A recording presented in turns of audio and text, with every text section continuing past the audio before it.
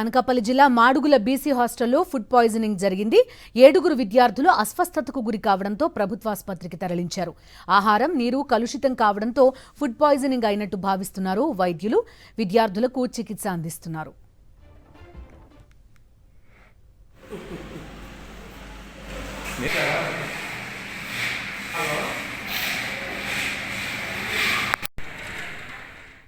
అనకాపల్లి జిల్లా మాడుగుల బీసీ హాస్టల్లో food poison జరిగింది.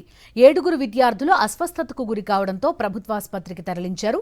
ఆహారం, నీరు కలుషితం కావడంతో ఫుడ్ పాయిజనింగ్ అయినట్టు భావిస్తున్నారు వైద్యులు.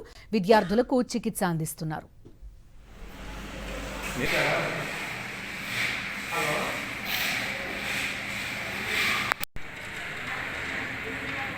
అనకాపల్లి జిల్లా మాడుగుల బీసీ హాస్టల్లో ఫుడ్ పాయిజన్ జరిగింది.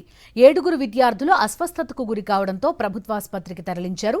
ఆహారం, నీరు కలుషితం కావడంతో ఫుడ్ పాయిజనింగ్ అయినట్టు భావిస్తున్నారు వైద్యులు. విద్యార్థులకు చికిత్స అందిస్తున్నారు.